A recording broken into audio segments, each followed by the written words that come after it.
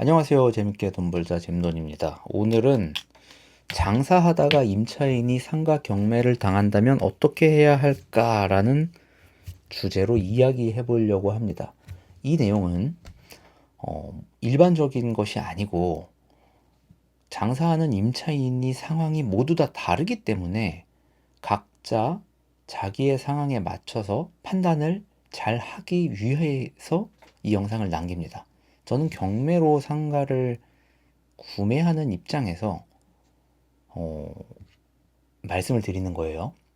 네. 그래서 이 내용은 일반적으로 나와 있지 않지만 실무적으로 유용하게 쓰일 수 있는 점, 그리고 음, 네, 그렇다고 이야기를 해보겠습니다. 한번 들어보시죠.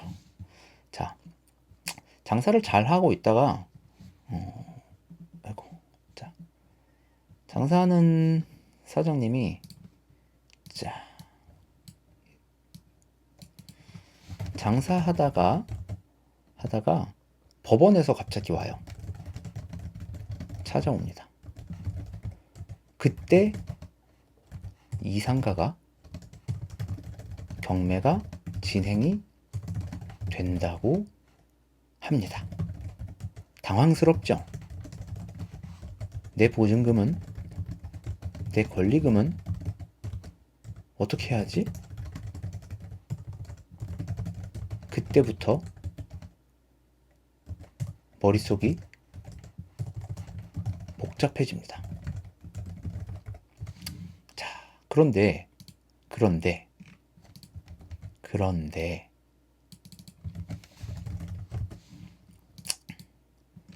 법원이 누구 편일까요? 법원이 누구 편일까요? 일반적으로 지금 임차인 입장에서는 임차인 사장님은 법원이 내 편일 것이라고 생각해요.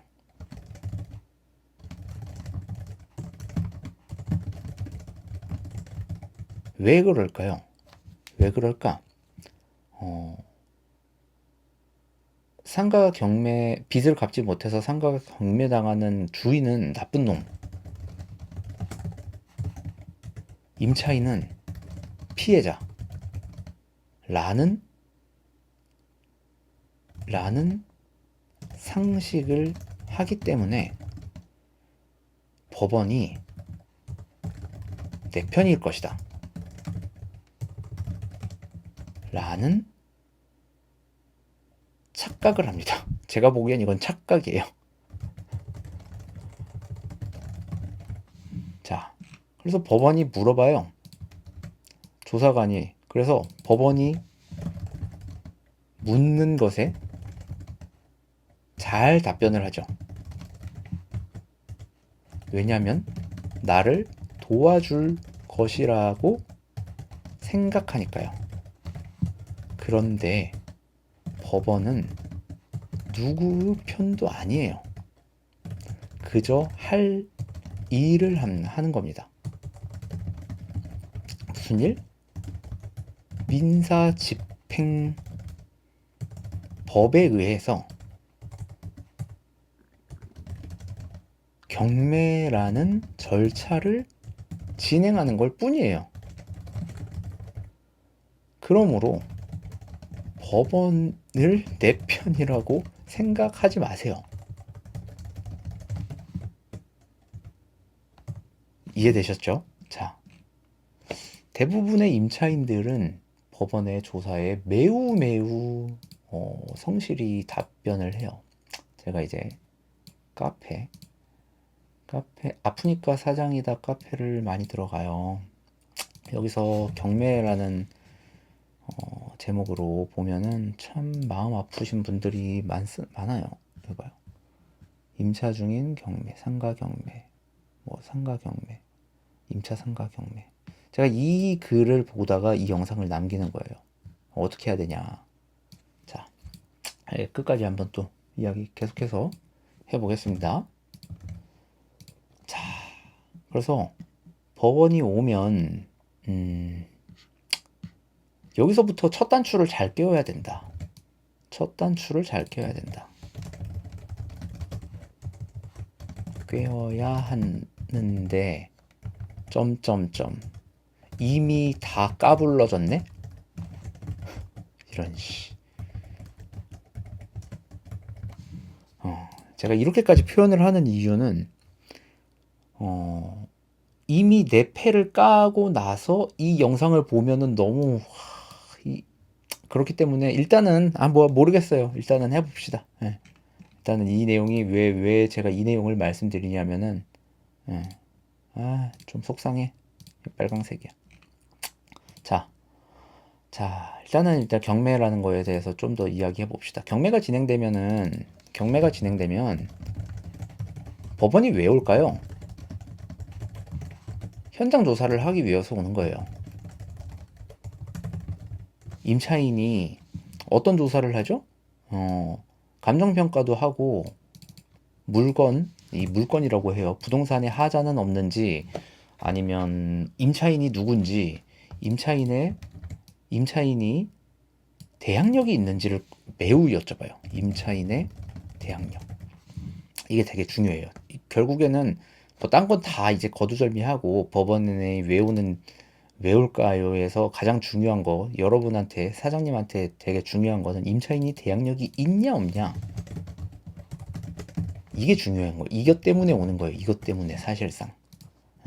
이게 법원 매각 물권 명세서라는 거에 뭐 사건이 지금 되고 있는 거를 한번 제가 캡처를 해서 보여드리면 이게 사건이 지금 진행되는 거라서 이거를 어떻게 해야 되냐? 아이고, 못 봤죠? 못 봤을 거라고 믿습니다. 너무 빨라가지고. 자, 일단은 요거는 그냥 보여줘도 되겠다. 이게 사건 매각 물권 명세서예요. 여기에 점유자의 당신 이름을 넣기 위해서 오는 거예요. 이 매각 물권 명세서가 있어야 법원의 경매가 절차상 하자가 없게 되기 때문에 임차인의 대항력이 있냐 없냐, 보증금이 얼마냐, 월세가 얼마냐 이거를 물어보러 오는 거라고요. 그런데 순순히 답을 해주면은 안 되는데 여기서부터 첫 단추에서 법원이 내 편이라는 생각 때문에 다 까불러지면 안 되는데 아무튼 뭐 몰라요. 하지만 일단은 거기까지는 논외로 하고 이야기를 말씀을 드리는 겁니다. 그래서 임차인의 대항력이 있다면 있는지 없는지를 말씀을 드리는 건데 대항력이 뭐냐? 또 대항력이 뭐냐부터도 또 설명을 들어가야 되나요? 대항력이 뭘까요? 대항력이란 좀 어렵네. 대항력이란 경매가 진행되어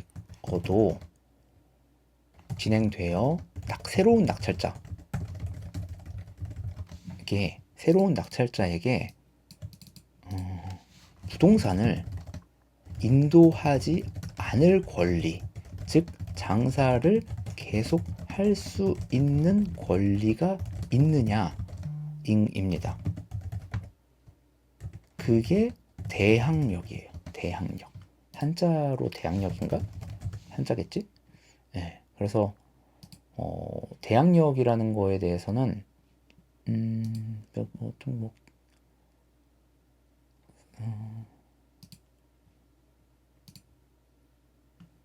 이게 뭐 그림으로 딱 예쁘게 나온 게 없네. 뭐 주택으로 보통 설명을 많이 하죠. 주택으로 이렇게 주택으로 보이시나요? 네. 상가 임차인이 임대인의 근저당보다 빠르냐 늦으냐, 이거는 표가 잘못됐다. 죄송합니다. 이 표가 잘못됐네. 네.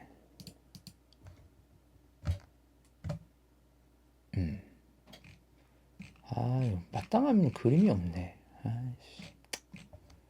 아무튼 그 검색해 보세요. 제가 대항력까지 다 설명을 드리기가 어렵습니다. 하지만 대항력이 있냐 없냐, 상가에서는 거의 다 없어요. 대항력이. 자, 제가 그 증명을 한번 해볼까요? 지금 제가 상가로만 법원 경매에서 상가로만 검색을 했더니 3,913건이 지금 나와요. 그 중에서 대항력이 있는 임차인이 415건이에요. 자, 그러면은 나머지가 대항력이 없는 거잖아요. 자, 제가 엑셀로 한번 그려봤습니다. 네, 3,913건이 총 경매, 총 상가 경매. 여기가 대항력이 없는 임차인들, 대항력이 있는, 그러면은 전 상가 중에 11%밖에 해당이 안 되고 거의 다 상가는 대항력이 없다라는 거예요. 그만큼 상가는 대항력이 없는 임차인이 너무나 많다. 그래서 손해를 많이 본다. 어떤 손해를 보냐? 이 주택과는 달라요. 주택과 다른 점이 뭐가 있어요? 주택은 대항력이 없으면 그냥 월세로 보증금 차감하고 월세 미납해서 보증금 차감하고 나가면 돼요. 예? 그렇잖아요. 근데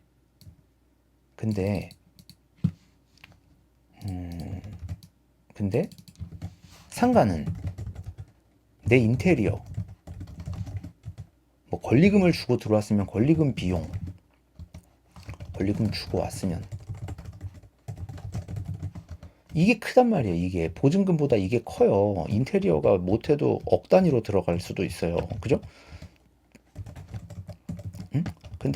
근데 그러니까 주택과는 좀 다르잖아요. 그리고 내 삶의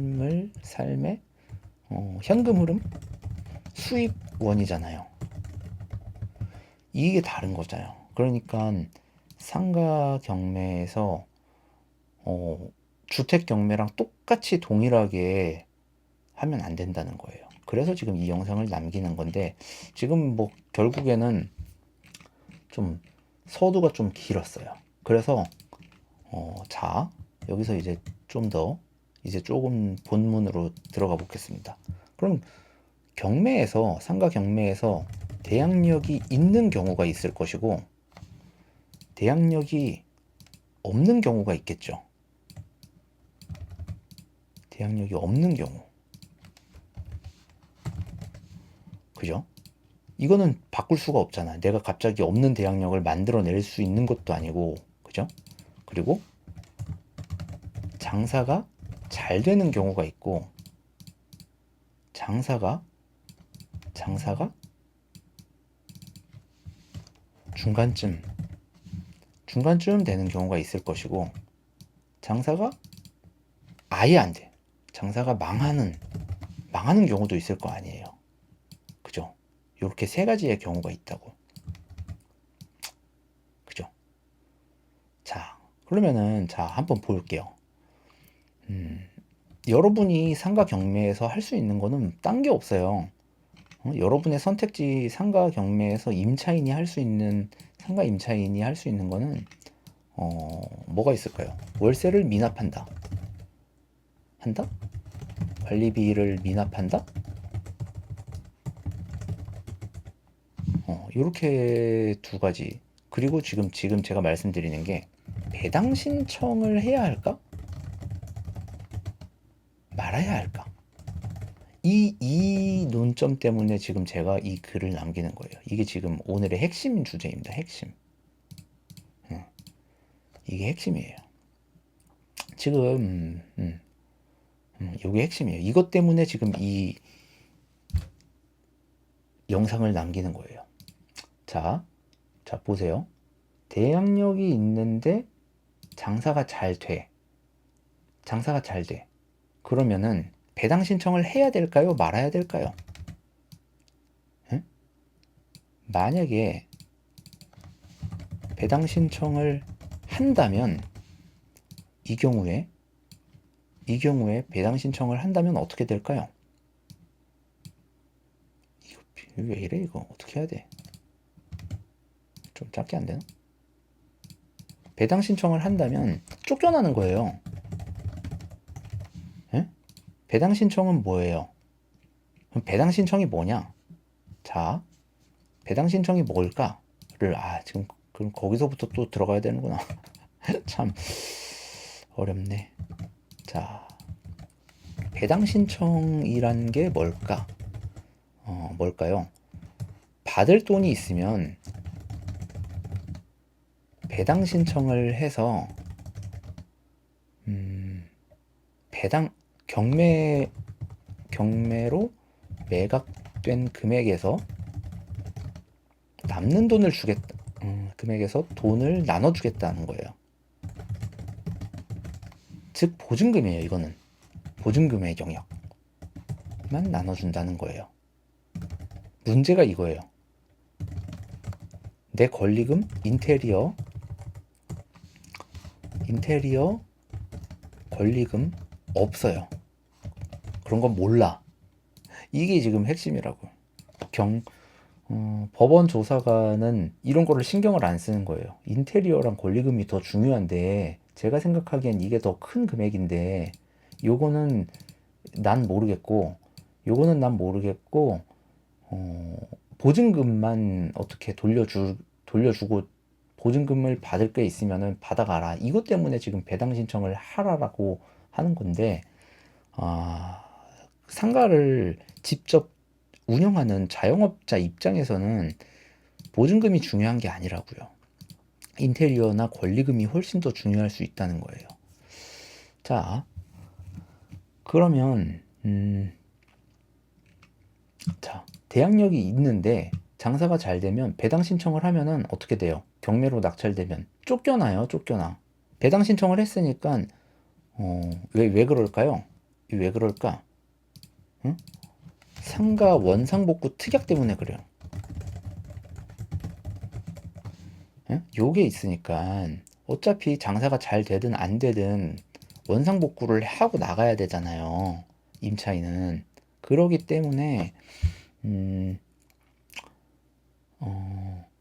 여러분이 장사를 하기 위해서 설치한 인테리어 비용은 안 준다는 거예요. 어차피 네가 죄송합니다.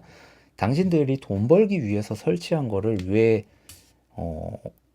경매에서 돈을 달라고 할 수 없다는 거죠. 이해되셨죠? 그래서 그거는 유치권으로도 성립을 할 수가 없어요. 자, 그러니까 자, 한번 본론으로 더 들어가서 깊이 더 들어가 보겠습니다. 대항력이 있는데 장사가 잘 된다. 배당 신청을 하면 쫓겨나죠. 배당 신청을 안 해야 돼요. 여기는 무조건 배당 신청을 하면 안 돼요.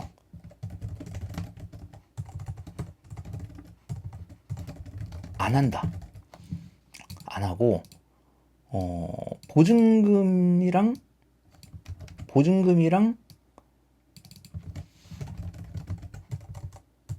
월세 정보를 안 알려준다.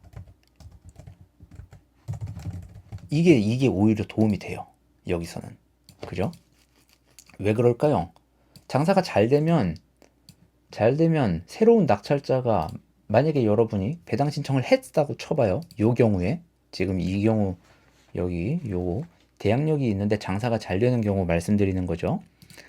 배당 신청을 만약에 했다라고 쳐볼게요. 그러면 전국에 있는 모든 상가 경매하는 투자자들이 다 보겠죠. 여러분의 보증금과 월세가 매각 거기에 뜨겠죠. 응? 매각 물건 명세서에 이렇게 뜨겠죠. 매각 물건 명세서에 보증금이 얼마고 월세가 얼마인지 여기에 뜬단 말이에요. 뜨면은 상가를 살려고 하는 사람 입장에서 현장 조사를 와가지고 장사가 잘 되는지 확인을 하겠죠. 장사가 잘 되네. 재계약을 할 의사가 있냐고 물어보겠죠. 재계약을 할 때 더 비싸게 할까요? 더 싸게 할까요? 경매 당하시니까 더 싸게 해드릴게요 하는 사람이 있을까요? 없어요. 돈 벌려고 하기 때문에 배당 신청을 하면은 하면 어떻게 돼요? 하면은 배당 신청을 하거나 보증금과 월세 정보를 알려주면 이후에 낙찰되면 더 높은 월세를 내야 돼요.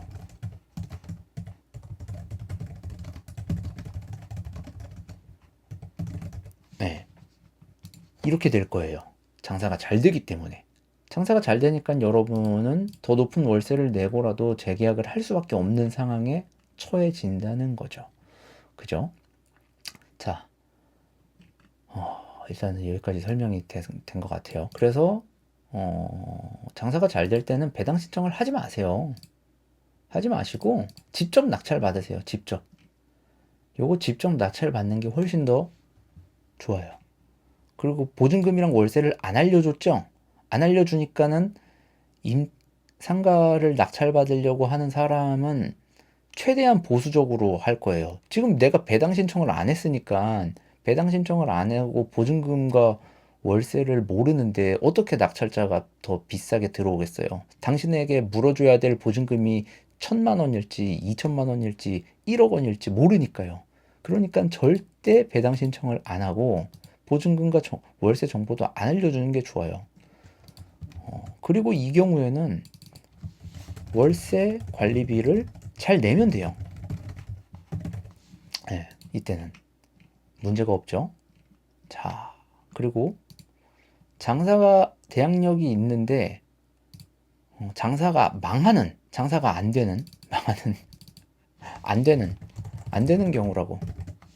안 되는 경우. 이 경우가 또 있겠죠. 네. 배당 신청 대항력이 있는데 장사가 안 되는. 여기서는 선택을 할 수 있을 것 같아요. 내가 이 상가를 낙찰을 직접 받을지 아니면 이참에 그냥 장사를 포기를 할지 말이에요.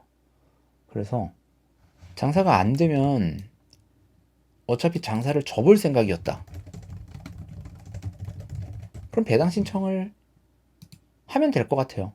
네. 그러면 배당 신청을 하면 될 것 같아요. 이때는.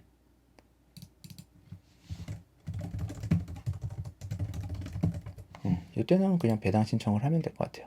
보증금 월세 정보 상관은 없어요. 이거는 뭐 이거 알려주는 게 좋을 것 같아요. 이거를 알려줘야지. 배당 신청을 한다는 거는 이거 정보를 알려줘야 된다는 거예요. 왜냐면 배당 신청할 때 내 보증금과 월세가 얼마인지 임대차 계약서에 사본까지 제출을 해야 되거든요. 네. 낙찰되면 나가면 돼요. 낙찰되면 원상복구하고 나가야 될 수도 있어요. 왜냐면은 아니면 안 하고도 나갈 수도 있어요. 이거는 협상을 해야 돼요. 협상해야 함. 월세 관리비를 차라리 안 내는 것도 방법이에요. 안 내는 것도 방법이다. 왜냐면 계약 해지 조건이 성립되기 때문에요. 네. 어차피 장사 접을 생각이죠? 네. 그러면은 월세 안 내고 계약 해지를 당하면 되잖아요. 그리고 원상복구하고 나가면 되잖아요. 이렇게 되는 거죠. 자, 그런데 이거 좀 치울까? 너 좀 일로 좀 와볼래? 자, 좁냐? 자, 근데 대항력이 있는데 장사가 중간쯤 된다고 해볼까요? 중간쯤. 내가 이 월세가 너무 높아서 그렇지, 월세만 조금 낮춰주면은 나도 좀 먹고 살 수도 있을 것 같고, 괜찮을 것 같은데, 그때는 어떻게 해야 될까요? 그때는 직접 낙찰을 받으려고 하는 게 좋을 것 같아요. 배당 신청을 하면 안 되죠? 이 똑같아요. 차라리 배당 신청을 안 하고, 보증금 월세 정보를 안 알려주고, 중요. 안 알려주고, 이렇게 가면 될 것 같아요. 이거 똑같네. 예. 예. 근데 만약에 내가 낙찰을 못 받을 수도 있잖아요. 내가 낙찰을 못 받을 수도 있잖아요. 예? 자, 요거는 조금 이제 뒤로 가서 얘기할게요. 다시 지금 얘기할게요. 낙찰을 못 받으면 다른 사람이 받았다라는 소리잖아요. 근데 다른 사람이 보증금과 월세를 알려줬을 때 비싸게 받을 확률이 높을까요? 보증금과 월세를 안 알려줬을 때 비싸게 받을 확률이 높을까요? 당연히 보증금과 월세 정보를 안 알려준 상태에서 모르는 상태일 때 낙찰자는 보수적으로 접근을 하겠죠. 그러니까 경매에서 낙찰 금액이 낮아질 것이고 낮아지면은 낮아진 만큼 낙찰자는 낮게 월세 세팅을 해도 수익률이 괜찮기 때문에 낮은 월세로 재계약을 진행할 가능성이 높아져요. 경매 가격이 낮은 만큼 낮은 월세로 재계약 가능성이 있음. 그래서 월세가 지금보다 더 낮아질 가능성이 있는 것은 요거랑 똑같은 거예요. 그죠? 자, 그러면 이제 대항력이 없는 경우로 한번 가봅시다. 없는 경우. 대항력이 없다. 대항력이 없다는 거는 배당 신청을 해도 후순위라는 뜻이잖아요. 그죠? 네. 대항력이 있을 때는 배당 신청을 하면 보증금을 우선적으로 받을 수 있는 거예요. 물론 여기에는 전제 조건이 대항력만 있으면 안 되고 대항력과 그 확정일자를 함께 받았을 때겠죠. 그래야지 우선 변제권이 있는 거죠. 요거는 조금 어렵네.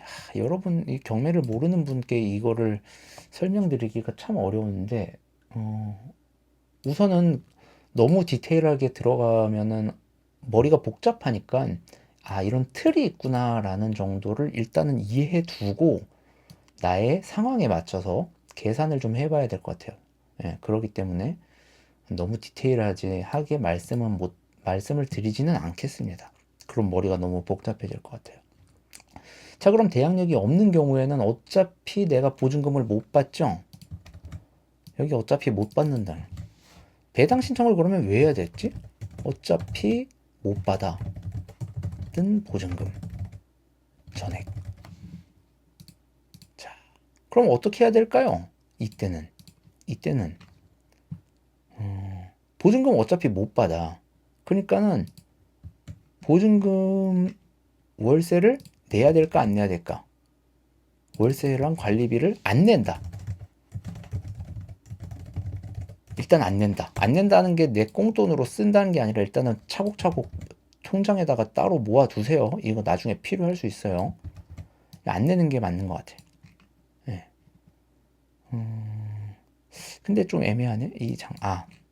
안 내는 게 맞는 것 같아요. 제가 보기엔. 어차피 경매로 진행됐기 때문에 여기서 어떤 분들은 장사가 잘 되면 월세랑 관리비를 내야지, 안 내면은 그 3기 연체하는 것 때문에 계약 해지가 성립이 된다. 라고 말씀하시는 분이 있더라고요. 3기 연체, 2기인가 그래요. 2기인가, 3기인가. 연체 시 계약 해지 성립인데, 계약 해지가 성립되면 어떻게 해야 되죠? 보증금을 받고 나가는 거잖아요. 그러면은 상가 경매로 당한 건물주가 보증금을 낼 돈이 지금 있어요, 없어요? 없잖아요. 그러니까 계약 해지 성립이 안 되는 거예요. 계약은 해지가 성립이 되겠지만 보증금을 줘야 나가지. 보증금 줄 돈이 없는데 어떻게 계약 해지가 성립이 돼요? 그러니까 상가가 경매가 진행이 되면은 월세랑 관리비를 안 내고 보증금을 회수할 수 있는 거죠. 네. 여기서 보증금을 회수할 수 있는 거예요. 자, 대항력이 있는 경우에는 보증금을 어디서 회수하죠? 보증금을 배당 신청을 안 하고 내가 직접 낙찰 받으려고 하는 상황에서는 보증금은 이미 낸 돈이야. 그러니까 보증금만큼 하락해서 어차피 낙찰을 들어갈 거기 때문에 내가 살 거잖아요. 이 상가를 살 거라는 가정이 있기 때문에 보증금은 미리 어떻게 보면은 낸 돈이고 나중에 낙찰되고 나서 낙찰되는 금액에서 보증금만큼 나 역시도 차감을 한다라는 거예요. 새로 경쟁 입찰자 투자자도 당신에게 보증금을 내어줘야 될 돈이 있기 때문에 보증금이 얼마인지 모르니까 그만큼 차감하고 입찰에 들어오게 될 수밖에 없다는 거죠. 그러니까 여러분도 당연히 보증금을 차감하고 당연히 입찰에 들어가도 문제가 없는 거예요. 예? 물론 더 욕심을 내서 보증금 나는 그냥 날려먹은 돈이다 생각할 수도 있겠지만, 예, 여기는 그래서 보증금이 회수가 되는 경우고, 대항력이 있으면은 배당 신청을 해서 보증금을 받으면 돼요. 나중에 배당으로 받으면 돼요. 그러니까 여기 보증금이 문제가 다 해결이 된 거죠. 문제는 여기서는 어차피 장사가 안 됐기 때문에, 나는 장사를 접을 생각이었기 때문에 인테리어나 뭐 권리금을 주고 들어왔다면 그거는 어차피 못 받는 돈이죠. 나도 어차피 못 받고 나갈 생각을 했잖아요. 그죠? 그렇게 되는 거고. 자, 여기 한번 볼까요? 아, 힘드네요. 자, 물 한 잔 마시고. 대항력이 없으면은 어차피 보증금을 못 받는다. 근데 장사가 잘 된다. 그래서 월세랑 보증금을 그럼 어떻게 받아야 되죠? 월세랑 관리비를 안 내고 보증금을 월세랑 관리비를 안 내면서 회수하는 거예요. 네, 그러기 때문에 월세랑 관리비를 내지 않고 보증금에서 차감을 하는 거죠. 보통의 보증금은 어떻게 돼 있죠? 상가에서 월세가 200만 원이라면 보통의 보증금은 4천만 원 정도 돼요. 20에서 24개월이란 말이에요. 수준이란 말이에요. 보증금은. 자, 경매가 진행되면 바로 되나요? 최소 1년이 걸려요. 거의. 그렇기 때문에 1년이면 12개월이잖아요. 네? 조금만 더 유찰되면은 이 보증금 회수는 월세를 미납하고 관리비를 미납하는 걸로 할 수 있단 말이에요. 보증금 회수를. 그렇기 때문에 월세를 미납하면 되는 거예요. 자, 그런데 여기서 이제 장사가 잘 되면은 어떻게 하면 좋을까요? 어떻게 하는 게 사장님에게 가장 좋을까요? 내가 직접 낙찰을 받을 수 있다면 낙찰을 받거나 월세를 좀 더 낮추거나 그게 더 좋은 거잖아요. 그죠? 자, 그러면 배당 신청을 하는 게 좋을까요? 안 하는 게 좋을까요? 저는 안 하는 게 좋다고 생각이 들어요. 보증금 정보 월세도 안 알려줘야 돼요. 왜냐면은 장사가 잘 되는데 이걸 알려주면은 새로운 낙찰자, 경매를 하려고 투자하는 사람이 더 비싸게 받겠죠? 비싸게 받으면 월세랑 관리비가 어떻게 되겠어요? 높아지겠죠? 높아지겠죠? 요거 똑같은 거야. 네. 배당 신청을 하면 쫓겨나나요? 이거 크게 의미가 없어요, 사실. 어차피 쫓겨나거든. 배당 신청을 하든 안 하든 쫓겨나요. 만약에 낙찰자가. 어차피 대항력이 없기 때문에 배당 신청 여부와 상관없이 쫓겨날 가능성이 있다. 그런데 여러분이 알아야 될 게 직접 낙찰받아서 장사하려고 하는 사람이 거의 없어요. 보통 경매를 하는 사람은 다 투자자예요. 그렇기 때문에 재계약을 하려고 해요. 그래서 이 결과로 갈 가능성이 높아요. 요 결과로. 자, 그래서 오히려 직접 낙찰을 받는 게 좋다. 예.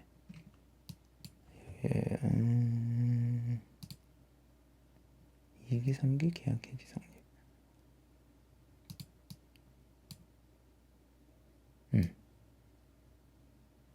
자, 요거는 좀 밑으로 뺄게요. 헷갈리네.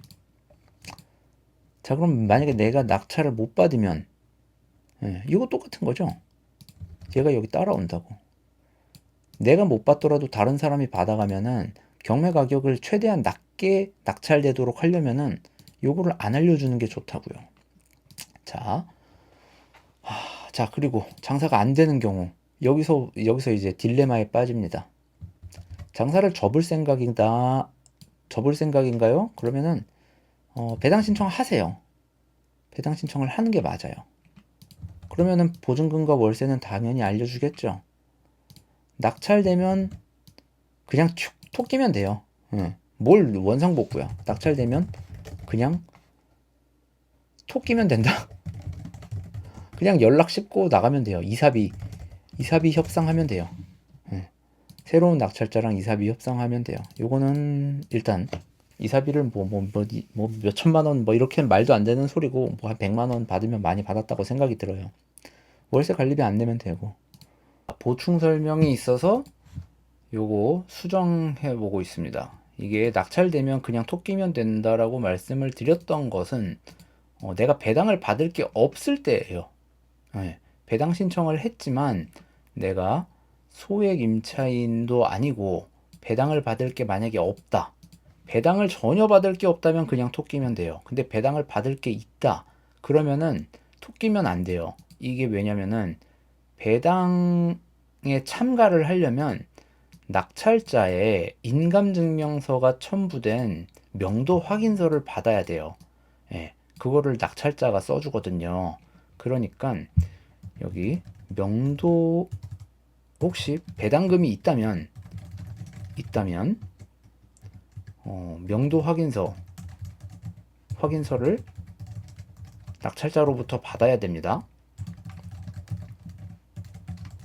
톡 끼면 안 되겠죠. 톡 끼면은 그걸 써주겠어요? 그러니까 협상을 해야 된다라는 거예요. 이 내용이 제가 빠져가지고 추가합니다. 이어서 계속 보시죠. 자, 그런데 이제 장사가 중간쯤 돼서 내가 월세만 조금 더 낮추면은 내가 직접 될 텐데, 그런 경우는 어떻게 할까요? 그런 경우에도 여기랑 제가 보기엔 똑같은 것 같아요. 배당 신청을 하지 마세요. 보증금과 정보를 알려주지 마세요. 여기 낙찰되면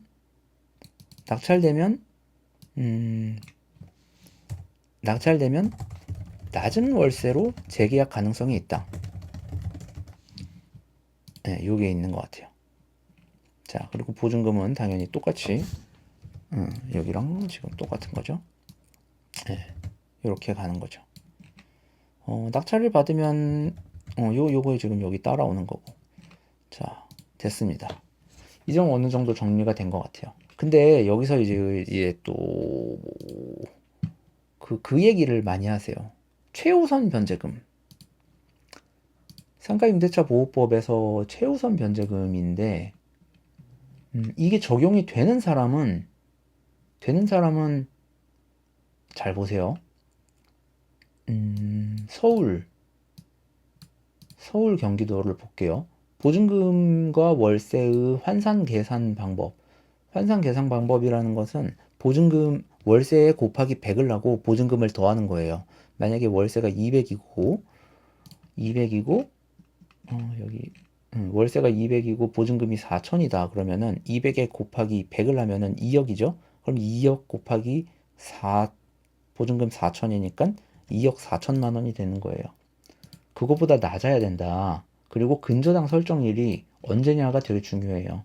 근저당 설정일이 옛날에는 이렇게 됐고 최근에는 이렇게까지 바뀌는 거예요. 그래서 근저당 설정일이 언제냐에 따라서 이게 나의 항목이 들어가는 거예요. 자, 만약에 2억 4천이고 최근에 근저당이 설정이 됐다고 해볼게요. 요 9억 이하니까는 여기에 해당이 되죠. 그리고 보증금의 범위가 4천만 원이니까 여기에 해당이 되죠. 그랬었을 때 최우선 변제 금액을 서울이라면은 2,200만 원을 배당받을 수 있고, 경기도라면은 1,900만 원을 배당받을 수 있다는 거예요. 배당으로 받는다는 거예요. 그런데 우리는 월세를 미납할 계획이죠. 자, 보세요. 월세를 낼 거예요, 안 낼 거예요? 자, 월세를 안 낸다고요. 최우선 변제금을 받는다는 거는 대항력이 없는 경우에 들어가는 거잖아요. 대항력이 있는 경우에는 우선 변제권의 의미가 없잖아요. 그러니까 자, 근데 내가 월세를 안 냈는데 만약에 4천만 원에서 월세를 12개월, 만약에 15개월이라고 할게요. 200 곱하기 15개월. 그럼 3천만 원 안 냈죠? 그럼 1,000만 원이 남았죠?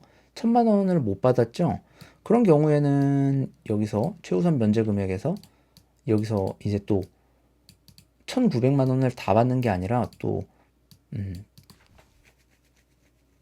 월세를 안 낸 거는 차감을 하고 1,000만 원만 받을 수 있게 돼요. 이거에 대해서 배당 이의 제기를 분명히 또 누군가가 채권은행이나 할 거란 말이에요. 아, 당신은 월세를 안 내서 부당 이득을 받았잖아요. 그러니까 그거 차감하고 받아가셔야죠. 이렇게 한단 말이에요. 그래서 맞아요. 여기서는 요 1,000만 원 때문에 이렇게 가는 게 좋아요. 요거는 이 경우에선. 근데 지금 여기 장사가 중간쯤 되는 경우, 자, 장사가 중간쯤 되는 경우에서 내가 직접 낙찰을 받으면은 만약에 월세 200만 원인 상가를 은행 이자 80만 원으로 낮추면은 차액이 120만 원이 생기잖아요. 자, 잘 보세요. 여기서부터 이제 핵심이에요. 어렵네. 월세가 200만 원인데 싸게 200만 원이면은 최소 5억 정도의 상가 가치라고 보면 될 것 같아요. 상가 가치를 측정하는 방법을 대략적으로 환산해 드릴게요. 상가 가치는 어떻게 측정되냐면은 이 지역마다 다르고 다 달라요. 근데 그게 대략적이에요. 월세 곱하기 300 상가 가치. 그래서 월세가 200만 원이라면 자 300 그럼 6억이죠?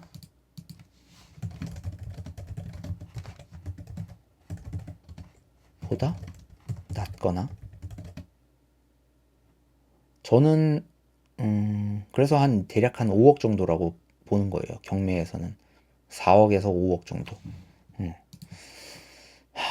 자, 그러면 우리가 일단 뭐 근린 생활 시설이냐, 독채 건물이냐, 아니면은 뭐 입지에 따라서 너무나 상가의 가격을 측정하기는 어렵지만 대략적으로 이 정도 수준이구나라는 거를 조금 이해했어요. 월세 곱하기 300을 하면은 매매로 살 수 있는 매매로 사는 상가 가격 정도 수준이라고 보면 돼요. 자, 그러면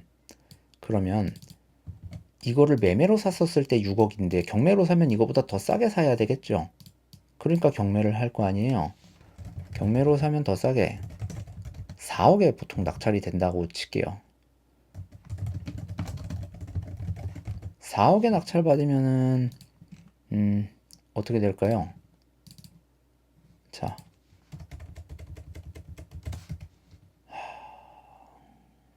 4억에 낙찰 받으면은 80% 대출을 받아요. 그러면은 대출이 3억 2천이고 내 돈이 8천 늘었죠. 취등록세가 이 왜 엑셀이 왜 이래 이거? 낙찰 금액의 5.5% 보면 될 것 같아요. 2,200만 원이죠. 힘드네. 근데 여기서 이제 대출 금리가 4.5% 볼게요. 3억 2천에 4.5%면은 1,440만 원이죠. 1년에 한 달로 하면은 한 달 이자가 120만 원인 거예요.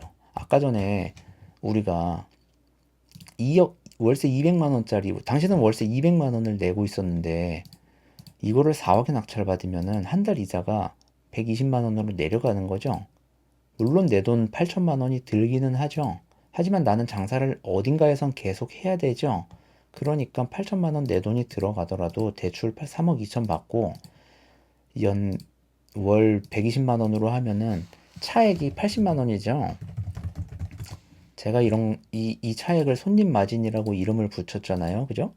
네, 제가 그렇게 손님 마진이라고 이름을 붙였는데 그러므로 직접 장사를 할 거라면은 낙찰을 싸게 받아서 은행 이자 월세 200만 원 내는 것보다 은행 이자 120만 원 내는 게 훨씬 더 효율적이다라는 거예요. 그러면은 80만 원어치 손님에게 더 줄 수 있고 세이브가 되기 때문에 장사가 더 잘 되게도 만들 수 있다는 거죠. 자, 이렇게 설명을 조금 했습니다. 자, 상당히 길어졌네요. 그래서 지금 요 경우가 상당히 애매했던 것 같아요. 요 경우. 지금 요 경우에 1,000,000원을 더 받기 위해서 이게 물론 이 케바케가 다 다르잖아요. 보증금액에서 내가 대항력이 없는데, 그리고 대항력에서 이 우선 변제권, 그래, 오케이. 요거를 받은들 인테리어 비용이 훨씬 더 크단 말이에요. 요 금액이 인테리어 할 수 있을 만큼 금액이에요? 아니잖아. 그러니까 장사가 중간쯤 대항력이 없고 장사가 대부분의 경우, 여기가 지금 90%예요. 그죠? 아까 전에 우리가 전국 경매 물건에서 11%인가 그랬잖아요. 그래서 90%의 경우에 장사가 중간쯤 되는 경우라면은 요렇게 하는 것도 방법이다라는 거예요. 하지만 이 방법을 아무도 안 알려줘요. 그냥 다 배당 신청을 하세요. 이렇게 된다고. 그리고 첫 단추가 지금 여기로 끼어 들어갔어요. 여기로. 이미 보증금이랑 월세가 까불러지면 안 되는데, 법원이 온 날 상가 경매에 대해서 알게 되면 내가 보증금이랑 월세랑 다 까발리잖아요. 지금 요거를 못 한다는 거지. 내가 대항력이 있었을 때 요거를 할 수 있고, 대항력이 없을 때도 요거를 할 수 있는데, 경우의 수가 총 6가지다라고 하면은 요거를 해볼 가능성이 있는데, 보증금 월세 정보를 알려주는 순간 요게 안 된다고. 요게 안 돼. 안 되기가 어렵지. 내가 낙찰을 받기도 어렵고, 다른 사람이 더 비싸게 낙찰 받으면은 쫓겨날 가능성이 높아지죠. 이상입니다. 설명이 어려웠던 점도 있을 것 같아요. 그래서 이해가 잘 안 되시는 분은 한 번씩 더 들어보시고, 궁금하신 내용 있으시면 댓글 달아주시면 되겠습니다. 요즘 경기가 너무 안 좋고 한데 장사하시는 분들 잘 되시기를 바라겠습니다. 감사합니다. 재밌게 돈 벌자 잼돈이었습니다.